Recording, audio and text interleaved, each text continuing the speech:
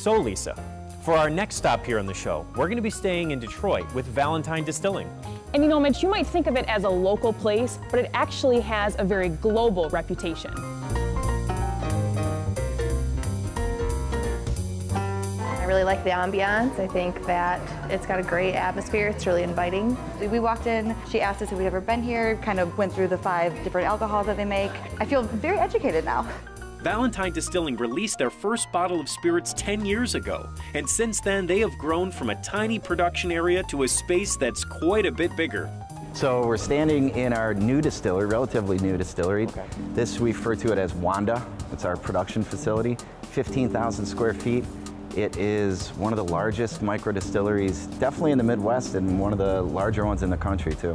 You weren't always in the distilling business. In fact, at one point, for some years, you were in New York on Wall Street. So what exactly led you to this place you're at now? Yeah, I mean, you know, I spent a good 10 years on Wall Street, and it really, there came a point where it was an acknowledgement of what has happened to American manufacturing, and frankly still is happening. So the way things used to be made as opposed to mass production, and hey, let's just make things as quickly and cheaply as possible. Realizing that that was going on, one night literally looking in the bottom of my martini glass, I was like, hey, let's make some world-class spirits in the United States for one, and then wanted to come back to my home state, but also the former manufacturing capital of the world. That was really important to us to show that, hey, this city can still do it better, this country can still do it better. And making craft spirits better than anyone else is the overriding philosophy at Valentine. So we aspire the best we can to never put anything out unless we absolutely love it. And we've been very fortunate and very blessed to be in a position where we can do that. From day one, we never set out to make spirits that were good for Michigan or just a nice local distillery. We wanted to put a mark on the world stage. We want these things to compete nationally and internationally to show that, hey, American manufacturing still does it the best. Valentine's Vodka was named Best Vodka in the World at the 2016 World Vodka Awards held in London.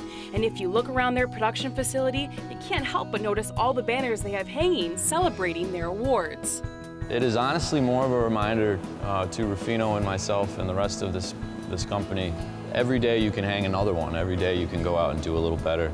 Every year's a new year. So it's a nice reminder to aim a little high.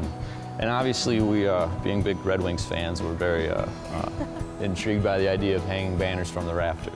To try some of their award-winning spirits, you can visit Valentine's Tasting Room in the middle of Ferndale. That's where we met Nick, a liquid chef, ready to show off what Valentine has to offer. We're gonna do a little martini. We're gonna add a soft flavor from the spirit garden outside. We have a little garden. When Valentine first opened, we just had vodka. I came up with the spirit garden growing up being mostly Italian. My grandmother had a backyard full of raspberries and blueberries, and she would walk me around as a little kid. Say, here, smell this, and taste this. So all those smells and flavors, they have stuck with me, whether it's food or cocktails. So this is what we're doing today. We're implementing a little spirit garden, sage, and a dash of plum bitters. You know, I love this, the white blossom vodka that we have. So we use a little elderflower and a little grapefruit peel. You have not seen a vodka like this on a back bar. So what I like to do is just brush the inside with the plum bitters and the sage oil. So this one reminds me of driving up Old Mission Peninsula up north. Cheers. Cheers. I'm consumed with the sense of sage and how smooth the vodka is. The spirit not only goes in the cocktail, but it sits on top. So you do get that sense.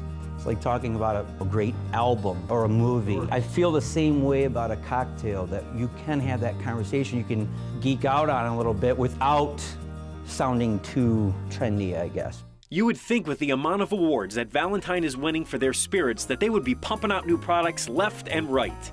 But that is not what Ruffino is all about.